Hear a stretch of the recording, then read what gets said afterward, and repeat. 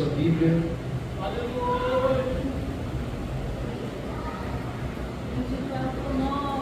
Coloca isso no Evangelho de Jesus, segundo escreveu o Dr. Lucas, capítulo de número 24.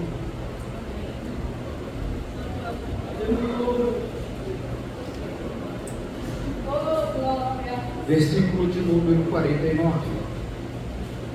Enquanto os irmãos se localizam, deixa eu me apresentar. Eu sou o pastor Ismael, congrego no Ministério Aliança com Deus. Meu pastor presidente é o pastor João Roberto. Talvez alguns irmãos aqui devem conhecê-lo. Ele fazia parte de uma banda musical muito conhecida, um grupo musical, Ministério Sarau na Terra Ferida. O pastor João Roberto, hoje ele tem um ministério e eu ajudo ele lá como pastor auxiliar. Logo, eu estou aqui debaixo da bênção da obediência dele. Quando o irmão João me convidou, o senhor é speaker, né? Ele me convidou, então prontamente eu comuniquei com o meu pastor, e o pastor falou: vai lá, meu filho, seja a bênção de Deus lá na igreja para a glória do seu santo nome. Então eu não vou fazer como os pregadores fazem por aí. Trago um abraço do meu pastor, mas o pastor não sabe nem onde ele está. Então eu posso dizer: trago um abraço do meu pastor para essa igreja, o meu pastor sabe onde eu estou. Amém? Glória a Deus. Já com o Renato, Deus abençoe. Ele falou que viria, eu duvidei, te peço perdão, mas você veio. Eu sou sincero, irmãos. Para descontrair, o irmão chegou e falou para mim assim: pode sentar aqui na frente, mas eu sou tímido.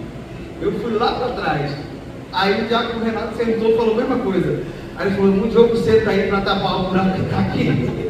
E está tudo certo. Ok? Quantos acharam aí o texto? Vamos ler nessa noite? Glória a Deus. Eu lhes envio a promessa de meu Pai, mas que cai na cidade, até serem revestidos do poder do alto. Amém? Glórias a Deus. Tome seu assento, mantendo a Bíblia aberta. A nossa proposta nessa noite é justamente trabalhar tudo de missões. Então, por favor, eu vou falar sobre missões, mas vou trabalhar o princípio de missões dentro do Ministério de Cristo. Automaticamente também falarei um pouco da relação do Espírito Santo com a igreja local primitiva, e a partir daí teceremos alguns pensamentos a respeito da obra do Espírito Santo, da relação do Espírito Santo com a igreja hoje, ok? Então eu peço aos irmãos um pouco de paciência, porque a minha introdução será um pouco longa, e você vai perceber que logo em seguida, após a minha introdução, eu vou tratar alguns tópicos que eu acabei de falar aqui com os irmãos. Em primeiro lugar, quando nós olhamos a palavra missões, dentro do seu campo etimológico, ela tem um significado muito importante. A palavra missão, ela vem do latim, significa missio, que quer dizer envio ou enviar. Missio é derivado do verbo mitere, que significa lançar, enviar, deixar ir. Partindo desse pressuposto etimológico, nós vamos perceber que o ministério de Cristo também foi embasado debaixo de uma missão. Quando nós olhamos para a missão de Cristo, nós percebemos que a missão de Cristo na terra, ela teve pelo menos 3 aspectos importantes. Pregador, pastor, por que a missão de Cristo? Sim, quando o homem pecou, na eternidade, Deus não foi pego de surpresa, porque Deus, Ele conhece o passado, o presente e o futuro. É um atributo que Deus tem. Dentro do atributo da onisciência, Deus, Ele é conhecedor logo de todas as coisas. sabendo que o homem cairia, Deus na eternidade planejou um plano de redenção. É por isso que a carta aos Efésios diz que o Cordeiro, ele foi morto antes mesmo da fundação do mundo. Então, olhando para o aspecto missiológico, ou da missão de Jesus Cristo, nós vamos perceber que essa missão tinha 3 aspectos. O primeiro aspecto é o aspecto, ou o pacto da redenção. O homem pecou, havia um plano de redenção. Para que Deus cumprisse esse plano, ele teria que enviar o seu filho, o seu único filho. Mas para cumprir o plano de redenção, Deus precisava se fazer homem. É por isso que quando você lê a carta de Paulo aos Filipenses, no capítulo 2, do verso 5 em diante, você vai ver o estado de humilhação de Jesus Cristo. Num estado de humilhação, que nós teólogos conhecemos como gnese, ele abre mão da prerrogativa de ser Deus, e mesmo sendo Deus, não teve usurpação de ser igual a Deus, mas antes, ele abre mão da sua glória, se tornou homem. Esse aspecto de se tornar homem é o aspecto da encarnação de Jesus Cristo. Lembrando, o homem pecou, a lei severa de Deus diz o seguinte: a alma que pecar, essa certamente morrerá. O salário do pecado é a morte. No tribunal de Deus, quem peca merece morrer.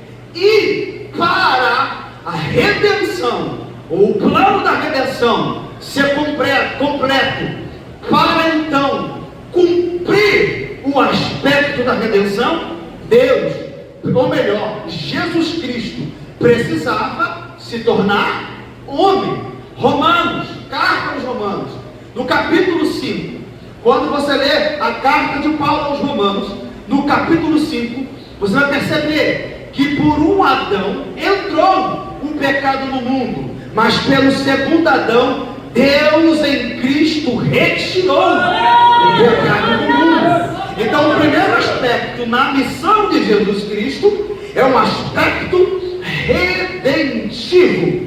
O segundo aspecto na missão de Jesus Cristo é um aspecto de obra. E por que obra? Sim, obra.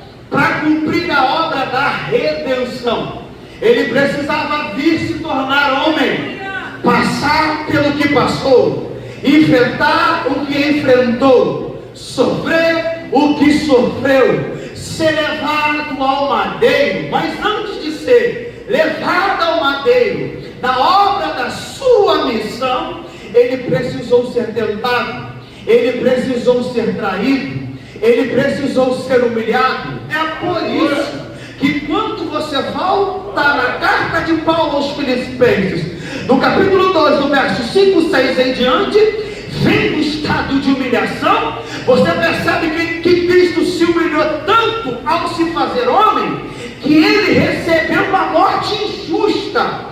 Morte essa que era uma morte vergonhosa, morte de cruz.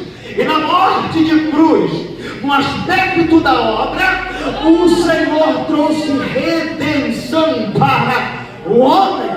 O terceiro aspecto da obra de Cristo aqui na terra é o aspecto da graça. Por que aspecto da graça? Porque sendo Deus, ele se fez homem. Sendo homem, ele cumpriu toda a lei e toda a justiça. Cumprindo toda a lei e toda a justiça, se encerra um período ou uma dispensação da lei para começar uma nova dispensação, chamada dispensação da graça de Deus. É a dispensação que nós estamos hoje. Então, observando esses 3 aspectos da missão de Jesus Cristo, conseguimos entender que para a sua missão, ele preparou um grupo, um colegiado Ele prepara homens para dar sequência à sua missão. Que homens são esses? São homens que são comissionados a pregar o Evangelho. Foi falado aqui que o ide do Senhor está no imperativo. Ide por todo mundo e pregai o Evangelho. A missão não acabou, a missão continua. E quem dará continuidade à missão que Jesus começou? Prontamente os seus discípulos. Só que para dar continuidade à missão que lhes foi confiada, eles precisavam aguardar, esperar, estar em oração para o cumprimento de uma promessa. Lucas, capítulo 24, verso de número 49. O texto que eu li com os irmãos fala exatamente deste momento, quando o Senhor Jesus Cristo vira para os discípulos e diz: ficai, pois, em Jerusalém, até que do alto sejais revestidos de poder. Então, logicamente, nós podemos perceber que aqui é uma promessa, a promessa de Jesus Cristo, que falava a respeito do Espírito Santo, que se cumpre prontamente em Atos dos Apóstolos, no capítulo de número 2, no verso 1, 2, 3 e 4, que está escrito: e cumprindo-se o dia de Pentecostes, estavam todos reunidos no mesmo lugar, e de repente veio do céu um som como de um vento veemente e impetuoso, e encheu toda a casa e que estavam assentados, e foram vistas por eles línguas repartidas como de fogo, ao qual pousaram sobre a cabeça de cada um deles, e todos eles foram cheios do Espírito Santo. Então a promessa de Lucas capítulo 24, verso de número 49, ela terá cumprimento em Atos capítulo 2, do versículo 1, 2, 3 e 4. Esse evento marca fundamentalmente a história da igreja. Por quê? Porque Lucas e Atos dos Apóstolos é conhecido pelos estudiosos da Bíblia como Atos do Espírito Santo. Então, para continuar a missão que foi dada aos discípulos, o Espírito vem sobre eles para capacitá-los e dar prosseguimento à obra que Jesus Cristo começou. É por isso que quando nós olhamos para Atos dos Apóstolos, nós percebemos que Atos dos Apóstolos é justamente o Espírito trabalhando na igreja, o Espírito trabalhando pela igreja, e o Espírito trabalhando por meio da igreja. Quando nós olhamos para Atos dos Apóstolos, nós percebemos que é o Espírito capacitando os crentes na igreja, o Espírito trabalhando na pregação da igreja, o Espírito trabalhando na evangelização da igreja, o Espírito trabalhando na comunhão da igreja, é o Espírito trabalhando na santificação da igreja, é o Espírito trabalhando, e o Espírito trabalha com um propósito, o Espírito trabalha com uma finalidade. Então, para nós que trabalhamos na obra de grande missão. No que tange a igreja de Cristo Jesus, é importante conhecer o papel do Espírito Santo e a relação que ela tem com a igreja. A falta do entendimento do Espírito Santo tem levado muitos crentes a errar a respeito do conhecimento, do discernimento e da comunhão com o próprio Espírito Santo. É a Bíblia quem diz, no Evangelho de Mateus, no capítulo 22, no verso de número 9, aleluia, que nós erramos por não conhecer as Escrituras, nem o poder de Deus. Mas para nós não errarmos, esta noite eu lhe convido a conhecer um pouquinho a respeito do Espírito Santo. Em primeiro lugar, o Espírito Santo, ele é Deus. Por favor, me ajude a pregar. Olhe para pelo menos duas pessoas e diga: o Espírito Santo é Deus. Ele não é. Diga: ele não é uma força ativa, um poder impessoal, um fluido. Não, o Espírito Santo é Deus. O Espírito Santo é Deus. O Espírito Santo tem sentimento. O Espírito Santo tem intelecto. O Espírito Santo, ele é Deus. Ele é Deus como Jesus Cristo é Deus. Ele é Deus como o Pai é Deus. Ele é Deus e tem sentimento. A Bíblia diz na carta de Paulo aos Efésios, no capítulo 4, no verso 30, e não entristeçais o Espírito Santo. A própria Bíblia mostra que o Espírito Santo é Deus. Em Atos dos Apóstolos, no capítulo 5, no verso 3 e no verso 4, está escrito assim: disse então Pedro a Ananias: por que encheste o seu coração para mentistes ao Espírito Santo? Se tivesse retirado parte da herdade, guardando-a, não ficaria para ti, e vendida, não estava em teu poder? Porque formaste esse desígnio em teu coração? Não mentistes aos homens, mas mentistes a Deus. O Espírito Santo é Deus. O Espírito Santo também é chamado de Deus e de Senhor. Quando Isaías, no capítulo de número 6, ele tem uma visão.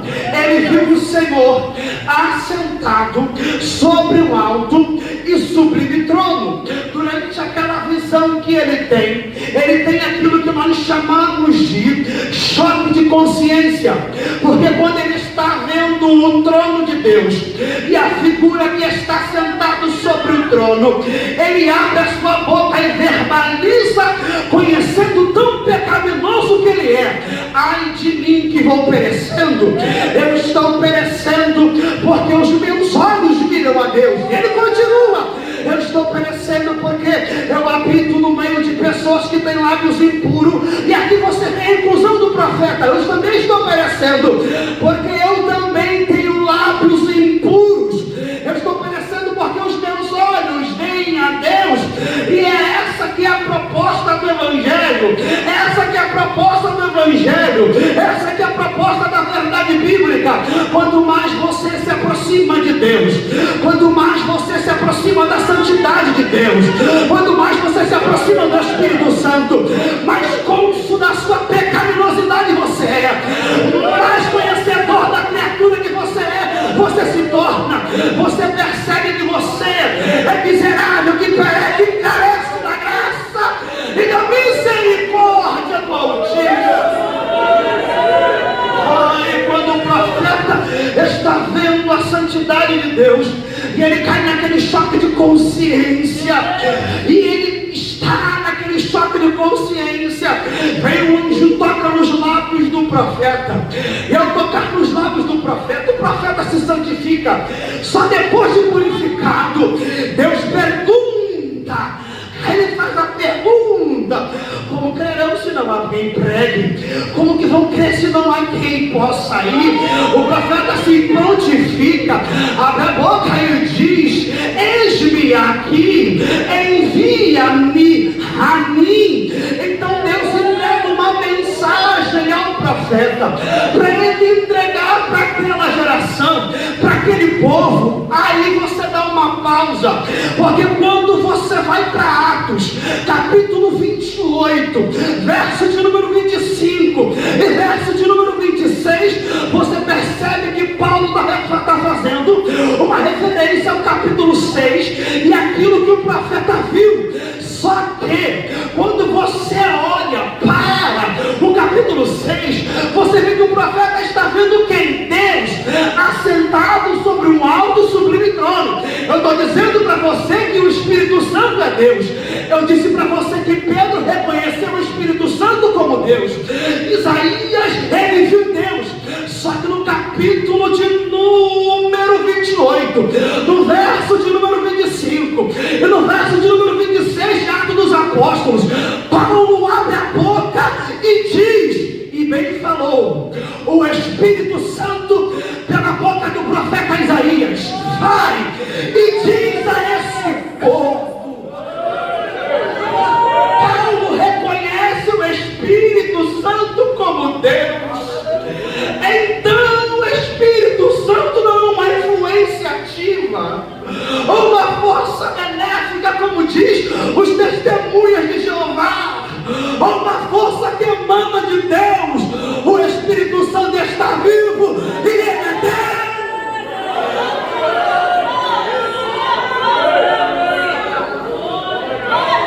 Você pode adorar a ele aqui nessa noite.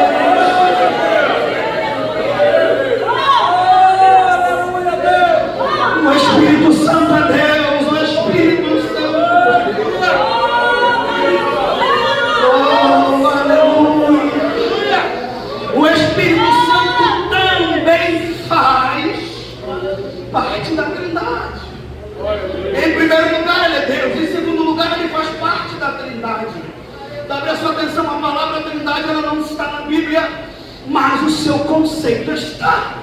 Quando nós olhamos para Gênesis capítulo 1, verso de número 1 e verso de número 2, nós vamos perceber a seguinte sentença no texto: e no princípio criou Deus os céus e a terra, ela era sem forma e vazia, e o Espírito de Deus pairava sobre a face das águas. Aí você me pergunta, pregador, como você quer enxergar a Trindade nesse texto? Se eu só vejo duas sentenças aqui: Deus criando e o Espírito Santo pairando. Só que para você entender esse texto, você precisa lê-lo em paralelo ao Evangelho de João. No capítulo 1, eu sou apaixonado pelo Evangelho de João, porque João não menciona mostrar a biografia de Cristo como faz Mateus, Marcos e Lucas nos evangelhos sinóticos. João está provando para os gnósticos que Jesus é Deus. E para começar o seu evangelho, ele não recua até a árvore genealógica, ele vai até a eternidade. Ele escreve com a sua pena inspirada e ele diz: no princípio era o Verbo, e o Verbo era Deus, e o Verbo estava com Deus, e tudo que está feito hoje só foi feito por causa dele. Então, como conciliar Gênesis capítulo 1 com João capítulo 1? É simples: é Deus criando, o Verbo ali presente, e o Espírito Santo pairando, confirmando a obra da criação.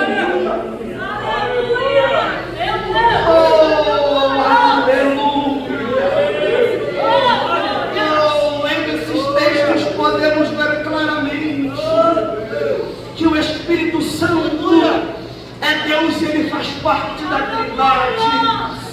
Aleluia. Glória a Deus. Aleluia.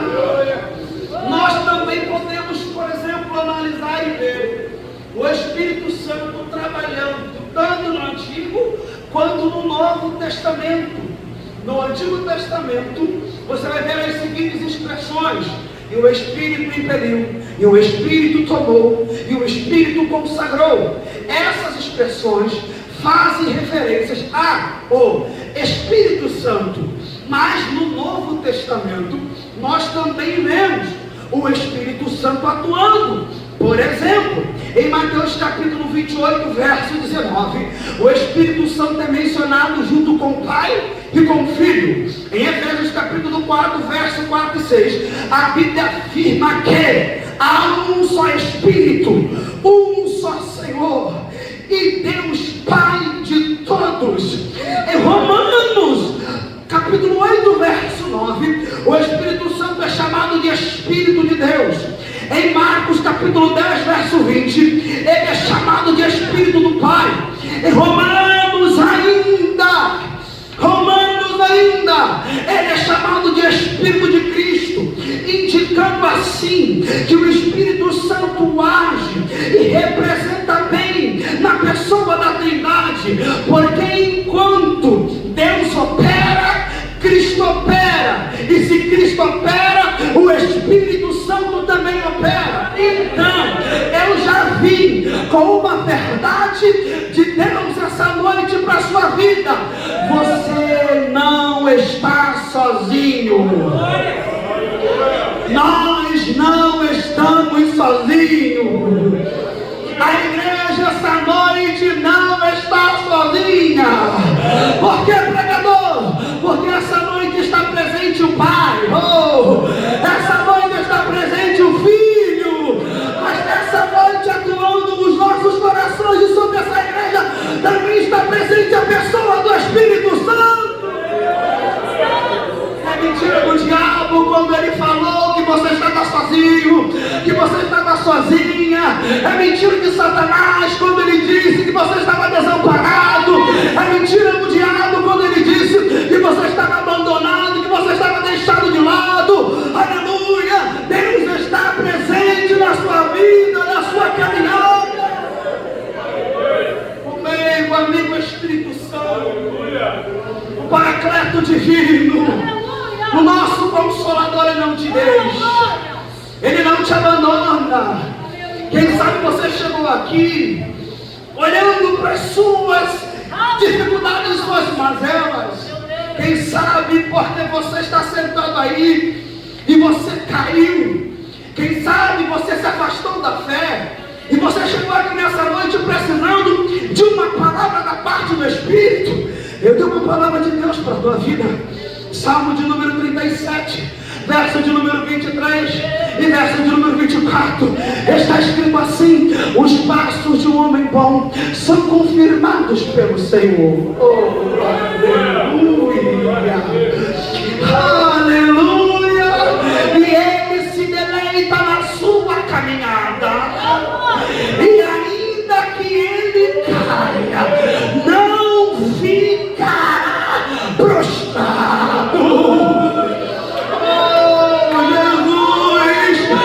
Você chegou aqui e o diabo está soprando no teu ouvido. Quando tu pregava, estava todo mundo com você. Quando você cantava, estava todo mundo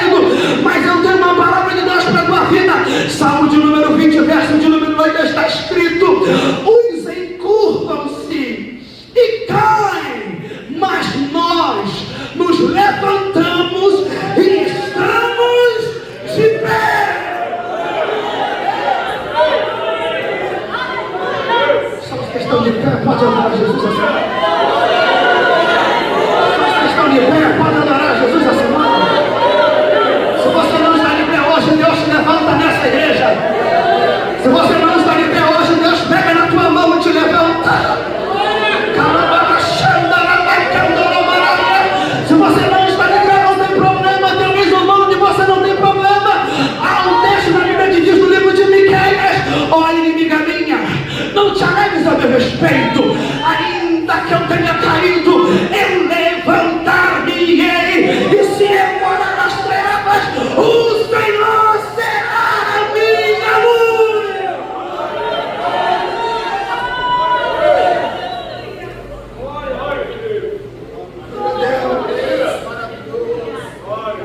E está aqui nessa noite,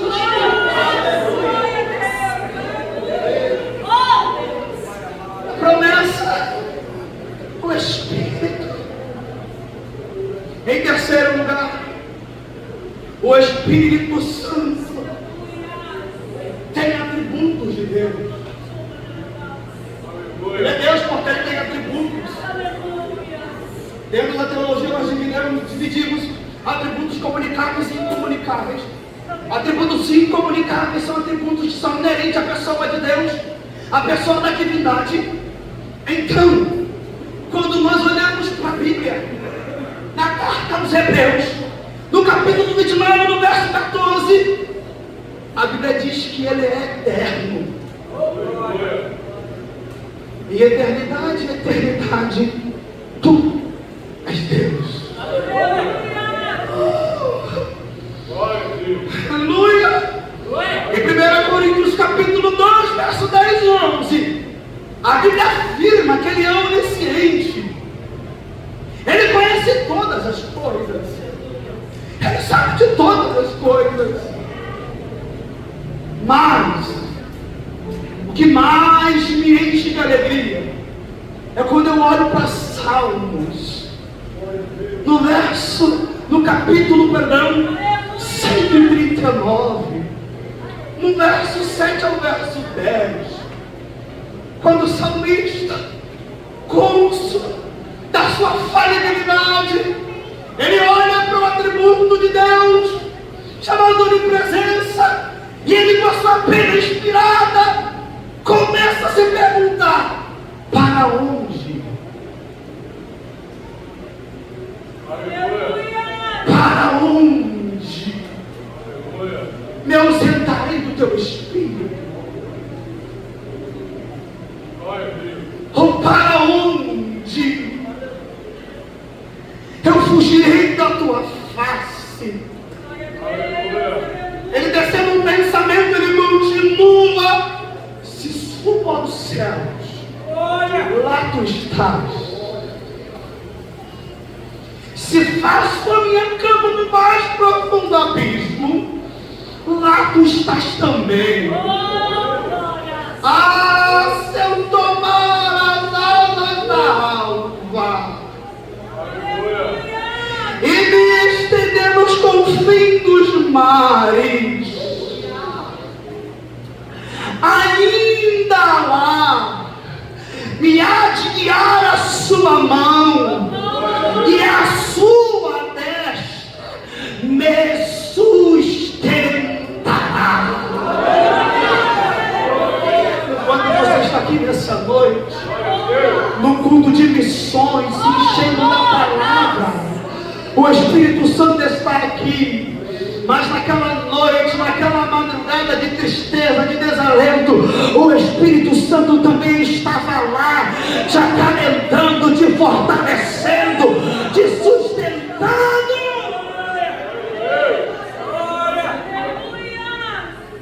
Ele é Deus, Ele é Senhor, e é esse mesmo Espírito que eu acabei de falar para vocês agora. Esse mesmo Deus que eu acabei de apresentar para vocês agora foi o Espírito que desceu sobre a igreja em Atos capítulo de número 2.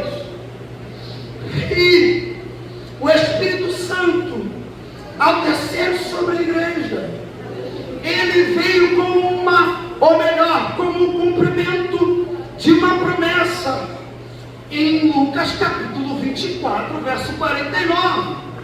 Cumpriu-se em Atos capítulo 2. Sim, cumpriu. Ele é o Paracleto divino que veio para estar com a igreja.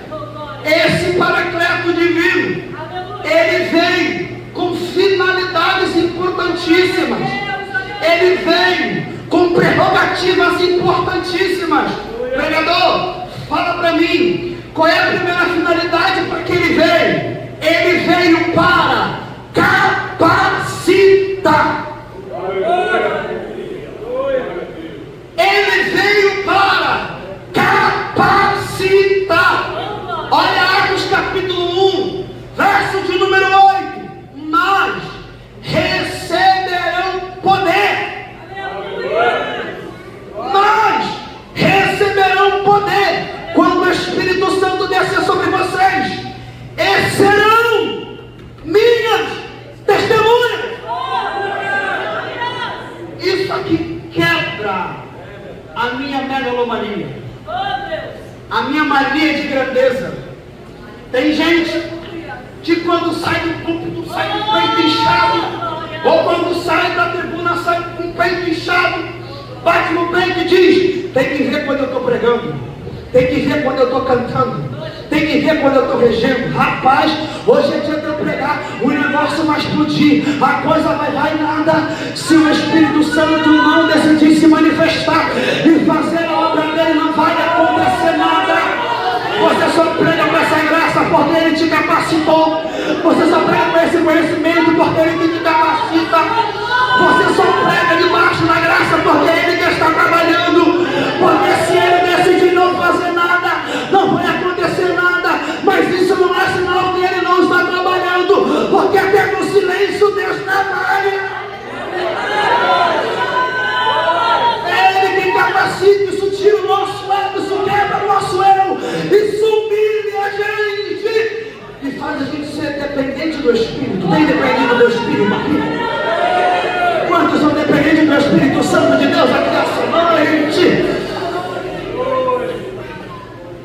Receberão poder. Poder para quê? Para rodar e cair no chão? Não.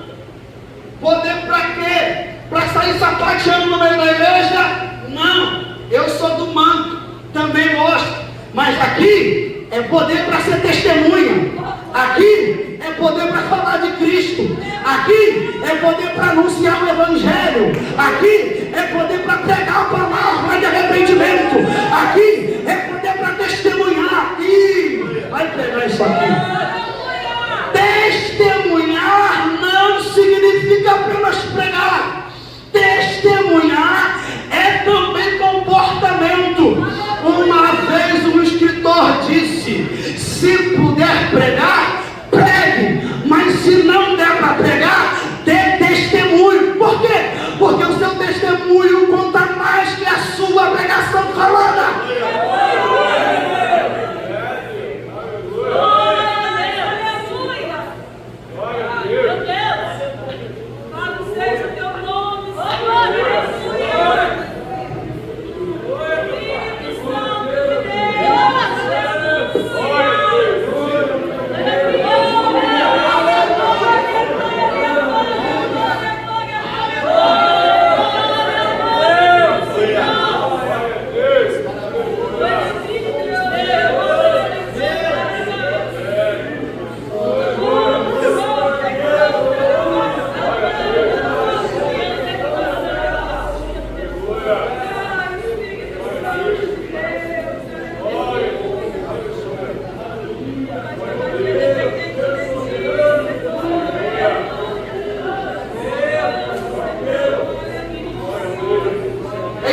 Capítulo 16, verso 15, está escrito: ide por todo mundo e pregai o Evangelho, seja uma testemunha.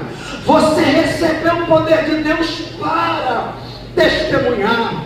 Em segundo lugar, nós também percebemos que o Espírito também veio para santificar o seu povo. Por que santificar? Porque nós carecemos da santificação. Por que santificação? Porque santificação é um processo. Santificação é um processo, e todo processo ele tem começo, ele tem meio, mas ele também tem um final. Então o Espírito Santo na igreja, em Atos dos Apóstolos, veio para revestir os crentes de poder, para eles serem testemunhas no que tange a Cristo, para dar continuidade à missão. Logo, a missão de Cristo era vir, descer, se fazer homem, morrer e nos salvar. A missão da igreja e dos apóstolos é dar continuidade a essa pregação e a evangelização. Então o Espírito Santo está junto, atuando, trabalhando, enquanto nesse processo aqui na terra, o Espírito Santo também está santificando. Por que santificar? Lembra que eu falei que o homem caiu no Éden? A queda do primeiro Adão traz consequências não só para a natureza, para o homem também, ainda mais a natureza humana. Nós recebemos do pecado de Adão a totalidade e a universalidade do pecado dele, a nossa natureza pecaminosa, aquilo que eu e você conhecemos como carne, que eu prefiro chamar de concupiscência ou desejo pecaminoso. Esse desejo que combate contra o teu espiritual, esse desejo que luta para você não fazer a vontade de Deus, esse desejo que briga com o teu espírito para você não alimentá-lo, essa vontade louca, essa vontade incontrolável, essa vontade indomável de andar em contramão do espírito. Nós recebemos ela por causa do pecado de Adão. Então por isso há a necessidade da santificação. Por quê? Porque a santificação é um processo, porque muito em breve acontecerá o estágio final da santificação, que é a glorificação. E o que é a glorificação? É o último tópico da minha mensagem. É quando Paulo, na carta aos Coríntios, no capítulo 15, no verso 51 em diante, ele abre a sua boca e diz, num abrir e piscar de olhos, ao soar a última trombeta, os mortos em Cristo ressuscitarão. Aleluia.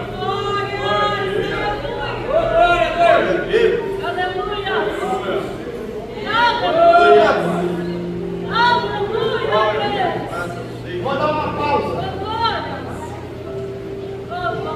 Quando nós olhamos para a carta aos Filipenses, Colossenses, não, perdão, Tessalonicenses, nós vemos Paulo falando assim: irmãos, eu não quero que vocês sejam ignorantes como aqueles que morrem. Porque aqueles que já morreram em Cristo, eles vão ressuscitar. Não fique ignorante quanto a isso não. Porém nós não precederemos os que dormem. Aí ele cita: porque antes da unção da última trombeta, os mortos em Cristo ressuscitaram primeiro. Tenta puxar na sua memória alguém que você conheceu, que era crente, fervoroso, que morreu. Puxou aí? Lembro dele? Quando a trombeta tocar, o corpo dele vai ser reconstruído. Pregador, que loucura é essa? Você já leu quando o Senhor, João capítulo 11, chamou Lázaro para fora? 4 dias de morto. 4 dias, já chegando no estágio de putrefação, carne totalmente corrompida e violada, pupila dilatada, tudo podre Quando Lázaro saiu novo em folha. É o aspecto da ressurreição. É o que vai acontecer no dia do arrebatamento da igreja. Pregador já foi lá para a escatologia bíblica, fui. Porque a missão culmina nisso. Porque se a igreja não prega que Cristo morreu, Jesus morreu, mas ao terceiro dia ressuscitou, a nossa pregação é vã. Vai pregar para quê? Mas assim como ele morreu, nós também morreremos. Mas assim como ele ressuscitou, nós também ressuscitaremos. Levante as suas mãos, levante as suas mãos.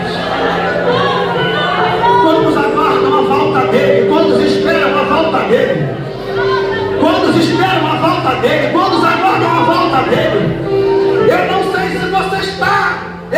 se você está aguardando, mas olha aqui para mim, ele está vindo. Ele vem. Ele vem.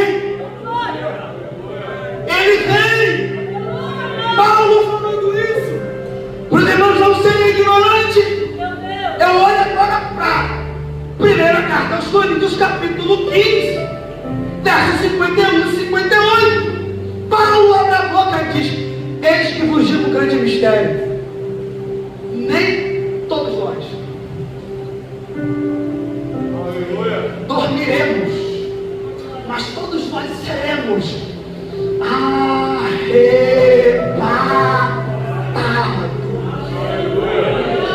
Oh, meu Pai, meu corpo está todo arrepiado aqui em cima. E isso não é sensacionalismo, é a presença de Deus nesta casa. No momento do abrir e piscar de olhos, ante a última trombeta, Paulo dizendo: porque a trombeta soará, os mortos incorruptíveis ressuscitarão, e todos nós seremos transformados. Aleluia! E quando isso que é corruptível, quando essa carne pecaminosa, quando ele é desenfreado contra o Espírito, só você ler Gálatas capítulo 5, você vai perceber que é uma luta forte entre a carne e o Espírito, e quem você alimentar mais, você vence. Não espere vontade para orar, você não vai ter vontade para orar, ora sem vontade. O missionário de Deus não espera momento para pregar, prega sem vontade mesmo. Oh, esses dias eu ouvi da boca de um missionário, ele disse: todo coração com Deus é um missionário, todo coração sem Deus é uma terra fértil para missões. Então, se no teu coração tem Deus, prega a palavra. Paulo, ele abre a boca e continua dizendo: e quando isso que é corruptível ser revertido em corruptibilidade, isso que é mortal ser revertido em imortalidade, então cumprir-se-á a palavra que está escrita: tragada foi a morte na vitória. Tragada foi a morte na vitória. Paulo faz uma pergunta retórica e ele faz a seguinte pergunta: onde está a morte, o teu aguilhão? Onde está o inferno, a tua vitória? A pergunta de Paulo, a melhor resposta de Paulo vem em seguida. Aleluia! Ora, o aguilhão da morte é o pecado, e a força do pecado é a lei. Mas graças a Deus que nos dá a vitória pelo nosso Senhor Jesus Cristo. Portanto, meus amados irmãos, sede firmes e constantes, sempre abundantes, firmes e constantes, sempre abundantes, sabendo que o vosso trabalho no Senhor não é vão. Não é vão.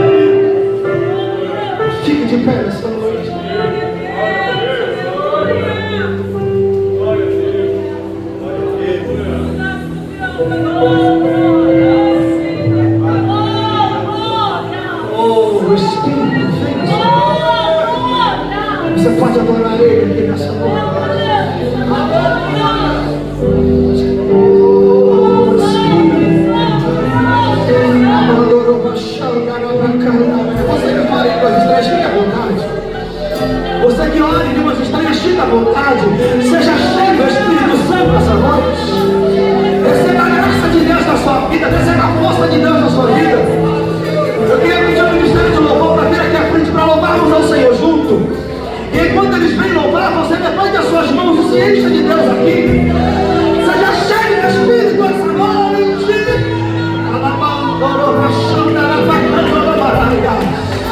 Fica à vontade, pode falar em línguas estranhas, já está liberado. Pode adorar, pode exaltar. O rei que deve ver, ele está aqui me louvando essa noite. Cheira bacana.